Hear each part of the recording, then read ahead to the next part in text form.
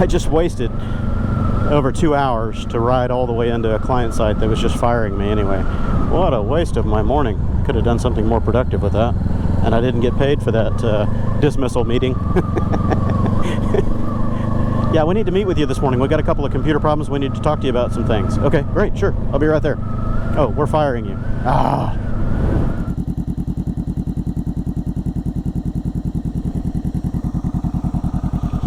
All right. Happy Friday morning to you all. It is August the 11th, about 8 a.m. And welcome to yet another good, solid Houston sweat in the swamp sauna. It is like, I think it's 98% humidity right now, 96, 98% humidity. It's so thick out here, it's hard to breathe. Feels like I'm in that dive suit in the abyss, trying to breathe that pink fluid into my lungs. Doing fine. Now don't hold your breath. Take it in. Just let yourself take it in. Take it in. There you go. What? We all breathe liquid for 9 months, bud. Your body will remember. Oh, it's hot. So I'm out on the 500F today because my Rebel is parked at the shop for some diagnosis. Try to figure out why the idle hang issue is getting worse, and just in general it's acting a little funny. I dropped it off 2 days ago when I went over there to Wild West just to check on their service schedule, and they said, well, the queue is empty, you are first in line. So I left it there and described the problem to them, and they said, okay, well, we'll dig right into it. And then I didn't hear anything from them yesterday until, I don't know, mid-afternoon or something like that. I decided to call and check up on it, and mainly to say, you know, hey, while you guys have got that thing apart and you're checking it out, go ahead and just change my air filter for me, because it's, you know, 11,000 miles and it needs done, and blah, blah. You've already got the tank off of it. It'll be easy.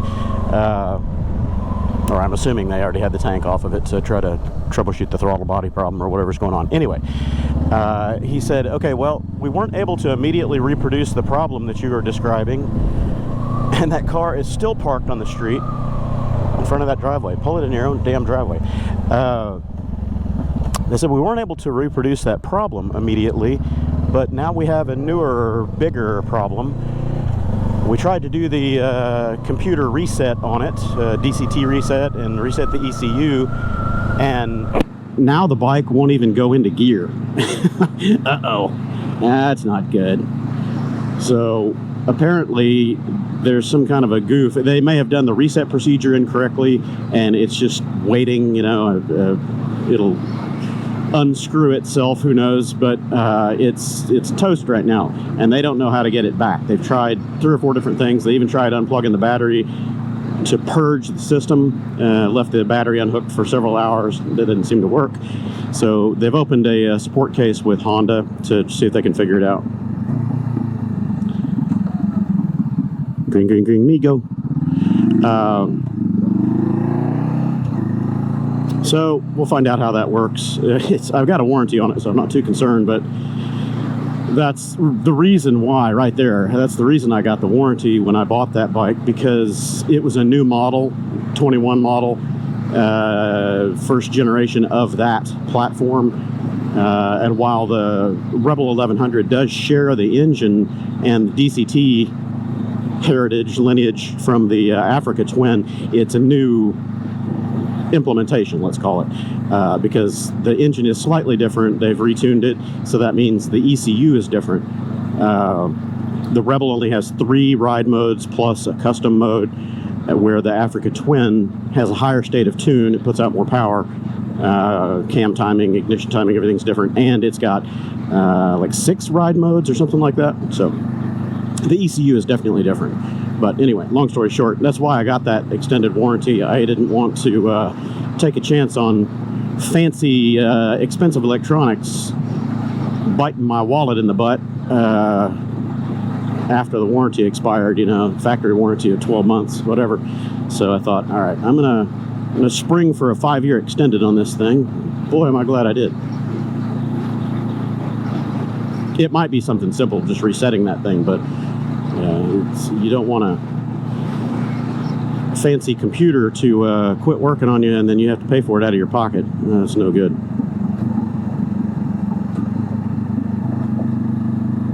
Ooh, it's steamy today. Good God. It's right at the dew point, because whenever I close that visor, it immediately steams up.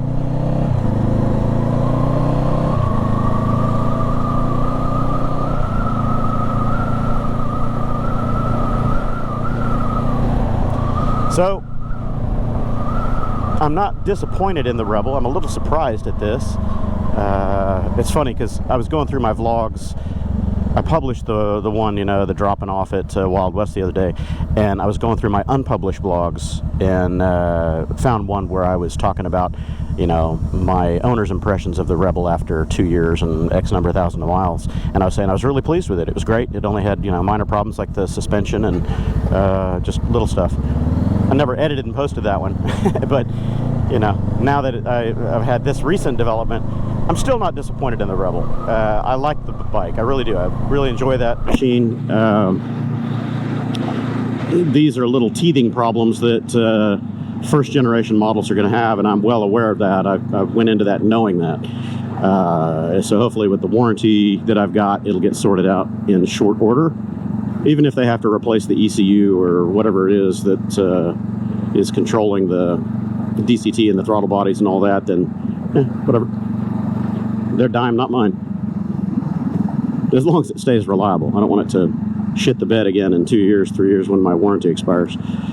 So, I don't know. I might consider trading that thing off. I've really been holding my breath, hoping, praying that Honda is going to bring the NT1100 here, and that's the one that I was gonna. Ooh, I'm going. That's the one that I was gonna replace the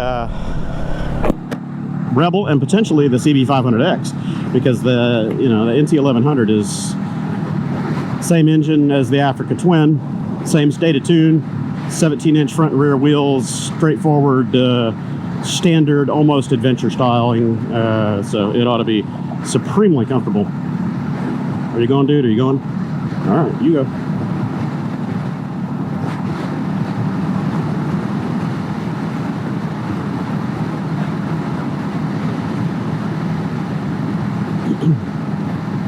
The other one that I'm kind of hoping and waiting for is the new TransAlp. I'm getting out now while I can, people. Sorry, excuse me, pardon me, pardon me, pardon me, excuse me, pardon me. I do apologize, but I am coming over whether you like it or not.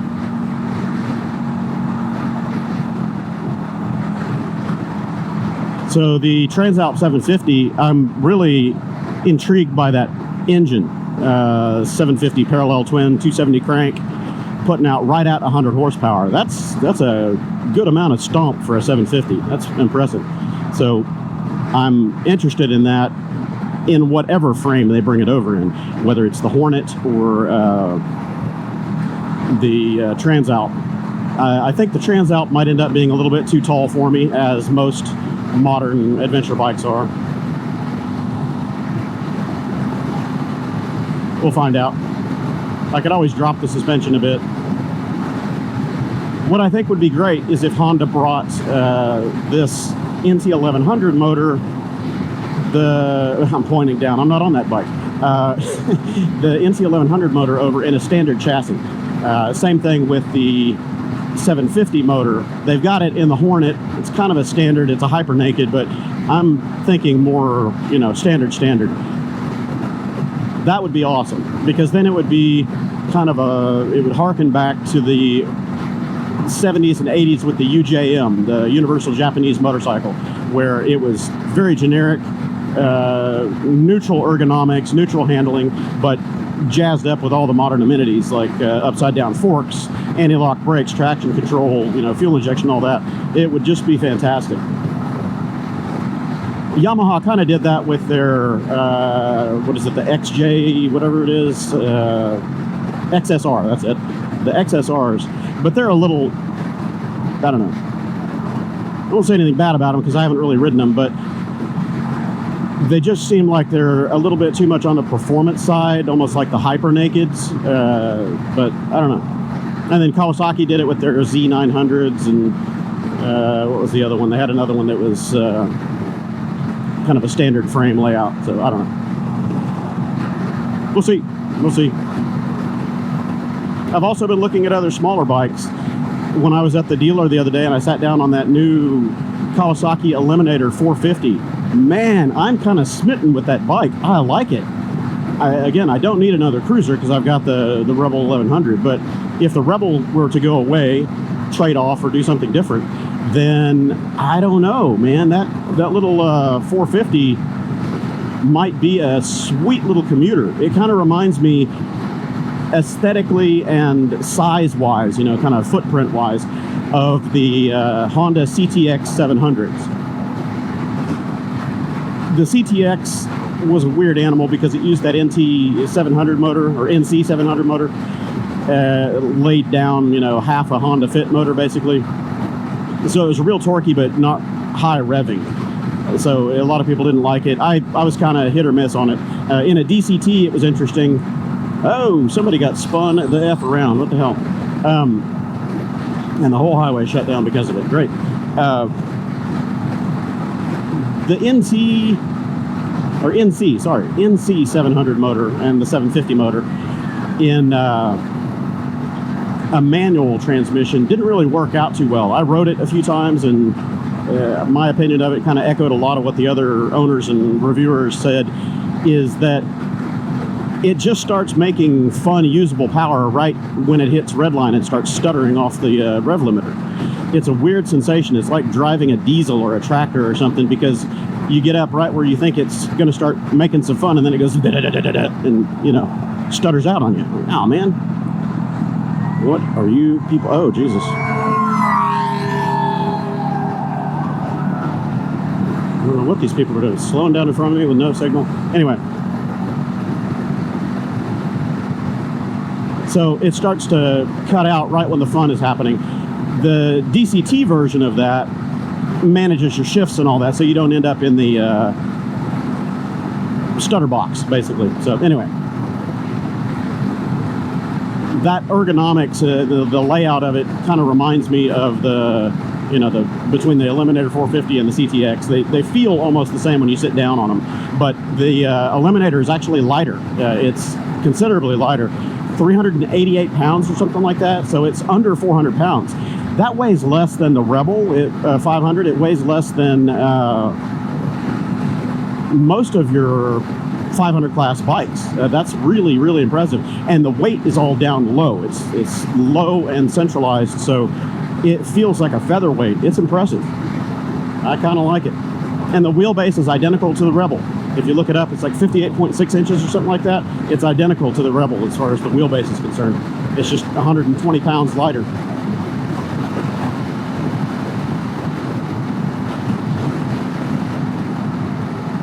Now, of course, they won't be in the same performance category, not by a long shot, but reportedly the Eliminator gets some crazy good gas mileage, like 80 miles to the gallon or something. That's impressive. It's better than this. So as long as it can comfortably run highway speeds, you know, 85, 90 miles an hour, and have, you know, a little bit of room to maneuver, then that should be good. Ooh, brakes. Clutch. Somebody locked them up. Anyway, morning musings, just stuff rattling in my brain. I don't know if I'm going to trade in the Rebel. We'll see how the warranty thing works out on it. I like it. It does need some upgrades for me to want to keep it long term, you know, another 4 or 5 years. I would need to do that suspension upgrade that I've threatened. Get some Öhlins front and rear done on it. But the new bikes coming from Honda would probably oust the Rebel if they come here. We'll see. I still need to sell the Riker. It's sitting on my patio waiting. It's been so hot I haven't wanted to mess with it, and I've been really busy with work, so it has taken a back seat, but it needs to be done. So hopefully this weekend, after my live stream on Saturday, I'll have time to get out there, maybe Sunday, and do the cleanup on that, take pictures, and then I'll list it for sale, see if I get any tugs on the hook. If that doesn't work, I'll take it over to Wild West, have them appraise it. I'll take it to Mancuso South, have them appraise it, see what I can get. I'd like to sell it outright so I've got money to buy a car for my daughter. Otherwise, if I can only trade it in, then I might end up getting that Eliminator. I could get the ADV 160 or something else, you know. I'm estimating I'm probably going to get about somewhere between 6,500, 7,500 trade-in on it. We'll see. So that'll leave me money to get, you know, something.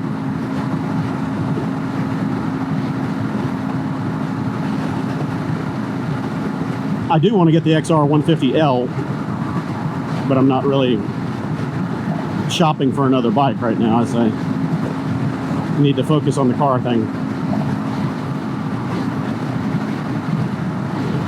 I've got several big contracts that I'm doing right now for customers that are going to be pretty lucrative. I won't talk money, but let's just say I could buy a handful of bikes and not blink. I just have to get these contracts done and wrapped up and billed and collected.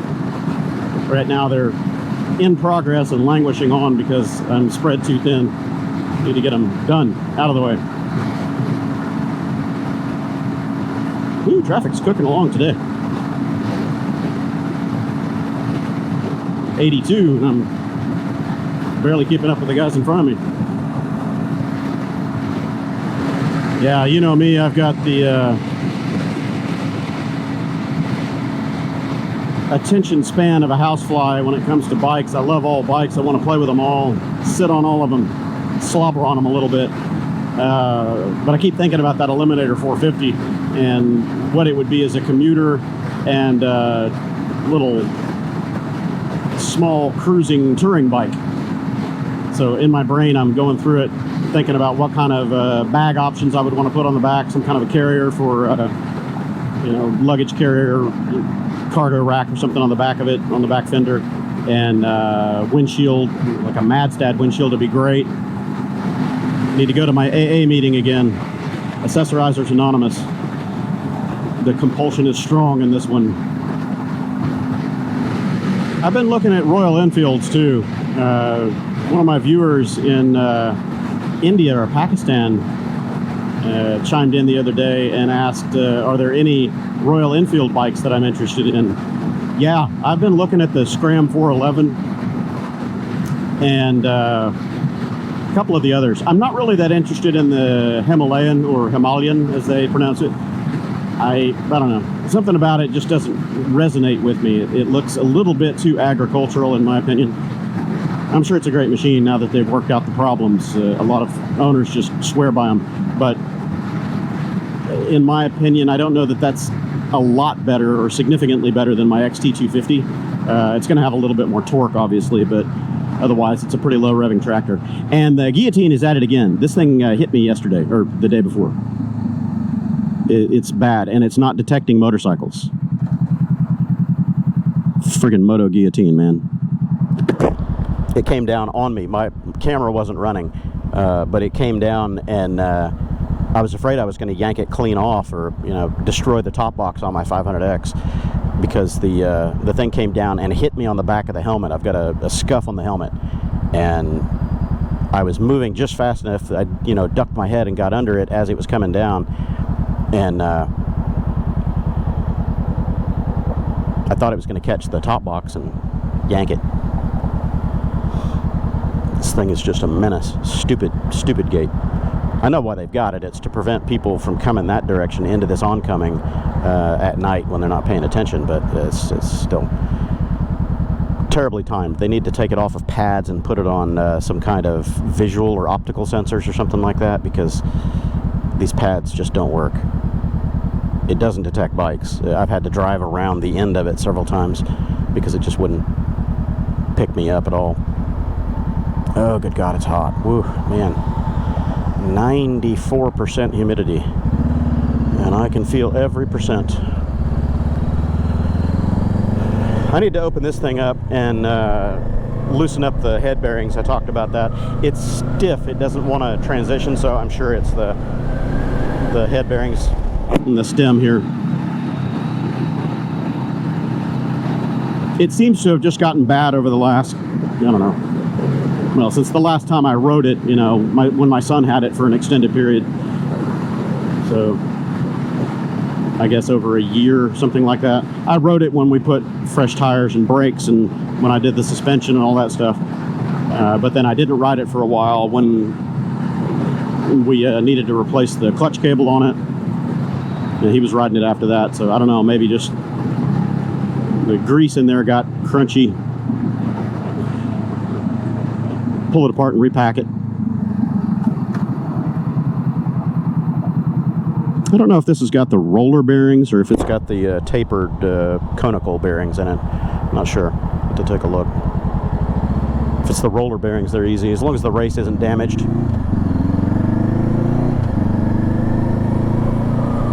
All right, everybody, I am here. It's breakfast time. I'm going to eat.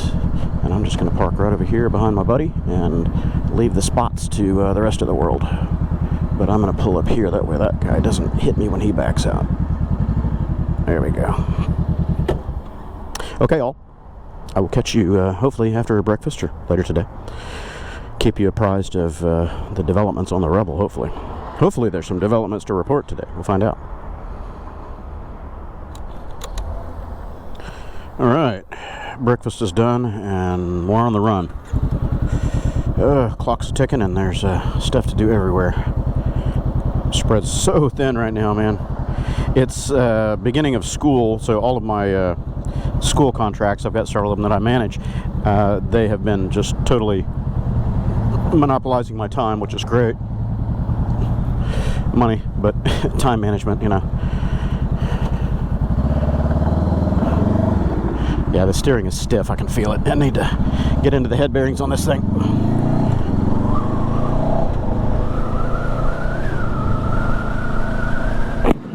So, yeah, all of my other engagements have been delayed or pushed off, and some people are starting to get a little bit testy, a little upset with me.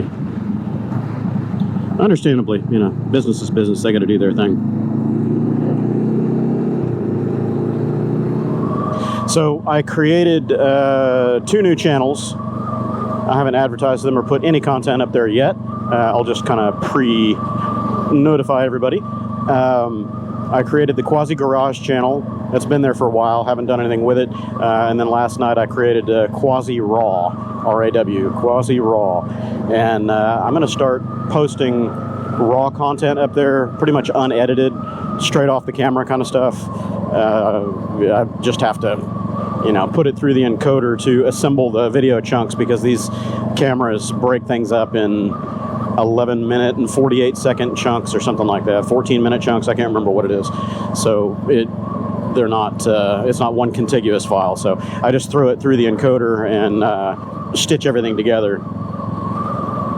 So I'm going to start uploading just raw content up there. I think things that are not abridged, not edited. And that probably won't be an easily monetizable channel because there's going to be plenty of F-bombs and other stuff in that stream. But I don't know, you guys might be interested in that. Let me know. I'll be putting some other slightly edited content up there, you know, just for time compression and stuff like that. But it's going to be a big boy channel. Don't go there if you are easily offended or if you've got sensitive ears, because it's not going to be politically correct. And then the Quasi Garage channel, of course, we all know what that is. I've talked about it. It's this right here, or even at home, but predominantly here was my intention for that, to do the wrenching videos and working on bikes and all that stuff. I finally got a little bit of extra money now in the war chest to do some improvements to this place that need to happen. I would take you inside right now and let you look, but it's a shit sty in there.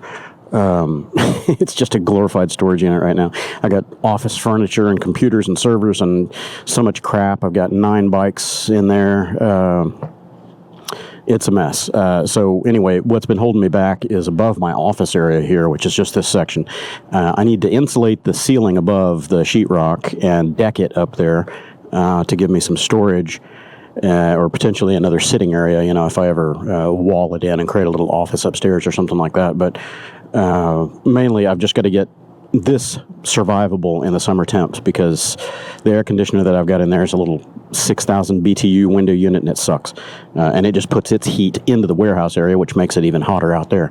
So, yeah, anyway, I'm going to be doing some improvements here, and hopefully I can take you guys in and we can start hanging out. We'll see. I'll catch you later. So, back on the road out toward my neighborhood. I've got to stop at the house and pick up some parts that are there for a job in Sugarland. My morning meeting with my client, 20-year customer, didn't go well. They fired me, unfortunately. They've been getting testy with me over the last 6 months or so. Angry that I can't show up at the drop of a hat. Sometimes I just can't, you know. I've got life going on. So they found somebody else to manage their computer and network issues while I was out on the Cannonball Run. They had some kind of an issue. They couldn't reach me, and that was the final straw for them. So, okay, all right, whatever. Business is business. I get it. You got to move on. So I'll give them all their documentation and notes and configuration stuff from the last 20 years and let them move on with their lives. I don't know. I just decided that I can't live to work anymore. It started hitting me years ago. You know, when I got out of the corporate world, working for Fortune 100s and stuff, I got tired of that mentality and the complete lack of corporate ethics and, you know, corporate mentality of the employees are just numbers. There's no loyalty anymore toward the employees. If you don't perform, or if you make any kind of a mistake, you're only as good as your last shift, in their opinion. Your tenure and experience mean nothing. It's all bottom line. So anyway, that's why I went private and started consulting and working for myself, so at least I could have flexibility to choose who and what jobs I would work for. Then, you know, you have more bosses, essentially, because all of your customers are your bosses. But at least not all your eggs are in one basket. So if you have a customer that becomes a problem child, you can disengage yourself from them, and you're not slitting your throat financially like you would be with a single employer, you know, where you're on salary and they own you 24/7, and you better answer that phone, because if you don't, you get fired, that kind of thing, which is pretty much what happened with this client. They didn't like the fact that I wasn't answering the phone and coming running right now. Well, sorry. I'm going to take vacations occasionally, and I'm going to have a life, so if that doesn't work for you, then, you know, vaya con Dios. Boa sorte. Anyway, so a little bit of a downer on today, but it's almost a relief in some capacity, because now the friction there is gone. I don't need to worry about it anymore. It really boils down to politics. The guy that took over as the office manager there for them a while back, he's a younger guy, and he's never really liked me much. I don't know for what reason, but he's always been very unprofessional and very testy with me, like emailing and texting and calling me at all hours of day and night, you know, 10 o'clock, 11 o'clock at night, and expecting me to respond to him instantly. Nope, sorry, it's nighttime, it's weekend, or whatever, I'm not going to respond right now. You can contact me through business hours, or if it's really an emergency, you know, after hours, then fine, I'll triage that as needed, and I'm going to bill you for it accordingly. You know, it's an emergency rate. It's not drop the hat and me come running for it. That's not going to work. So anyway, he apparently had a friend from another company that he worked at a while back, and he's been looking for a way to get him into that position for a long time. So the Cannonball, when I was unavailable, was kind of his opportunity to oust me, and that's okay, whatever. Good old politics.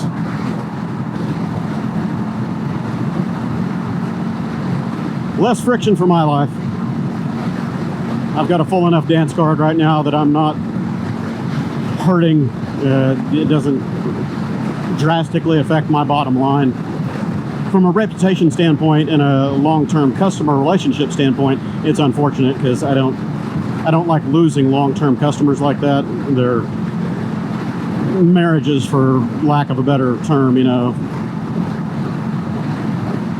I'm running the main lanes today because my buddy behind me isn't HOV and doesn't have a toll tag on his truck, so I don't know if he's able to keep up with me as I'm evading slow, oblivious cagers, but he knows where we're going. You know, I've lived so long in the entrepreneur, self-employed mindset that I don't know what it's like to not live that way. In other words, and for those of you that aren't self-employed or entrepreneurs, you may not understand the mindset, but basically you have to be a 100% self-starter. You've got to get up every day. You have to have the motivation to go do what you need to do to make the money and keep the customers or earn new business, whatever it is, and do that day in, day out. So it's a thought process, a paradigm of always looking for that next job, that next dollar, because it's not guaranteed. You got to stay hungry, more or less. And it's the antithesis of an employee mindset where you've got a job, a salary, you're punching a clock. You just show up, you work the number of hours, you check out, and you're gone, you're done. Or being on a salary where, you know, you've got roughly a 50-hour week, which most employers these days are expecting more than that. They're wanting 50 plus, you know, 50 to 60 hours a week. So that is a fixed income. It's a guaranteed income. You work harder, you work less, doesn't matter. You got pretty much the same income. So not saying it in a derogatory way, but that's the easy way out. You know, you've got a security blanket. Being self-employed or an entrepreneur, you've always got to be looking and always digging for the next job. And where's my money coming from today? That kind of mindset. There's something to be said for both sides of it. You know, obviously, you know, being self-employed, you can make your own hours, you can do what you want when you want. But if you stop working, you're not making money. You're not earning when you're not working, unless you've got some other kind of annuity coming in, some type of residual. So pros and cons to both sides. I just don't know what it would be like to work in that corporate mindset anymore. I've been away from it for so long. I don't think that I could sacrifice my freedom and my independence, self-worth, whatever you want to call it, and be beholden to an employer anymore. I don't know if I could do that. It feels like selling my soul, you know. We're all selling our soul, you know. We're selling our time in our life for money. That's just what work is. You go look up the original definition of wages in older dictionaries, probably pre-woke dictionaries, and it's, you know, you're trading work for time, essentially. Or, sorry, you're trading time for money. You're trading time for money. So hours of your life you're exchanging for goods or money or some kind. So that's what it's all about, whether you're doing it on a fixed schedule or work at your own pace schedule is always your choice. Maybe one of these days soon I can work toward a more annuity-based revenue stream without the direct time for money correlation, you know, something that's a little bit asymmetrical, because I've worked in a symmetric arrangement for so long where it's X number of dollars per X amount of my time, and it's that has a limit to it, obviously.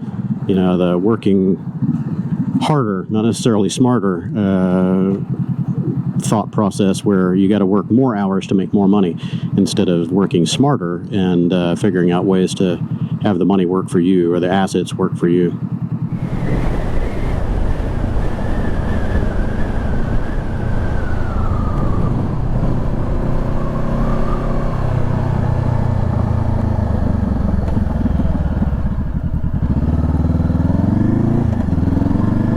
Yeah, now I'm annoyed just thinking of my morning through here, the lost time. You know, it's always time for money. I just wasted over 2 hours to ride all the way into a client site that was just firing me anyway.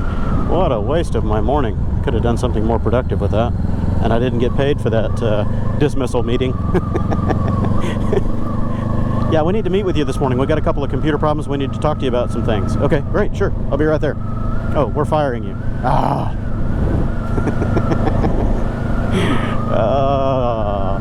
You can't make this shit up. Murphy really needs to get off my ass. Murphy has been kicking my ass since the word go as soon as this year clicked over.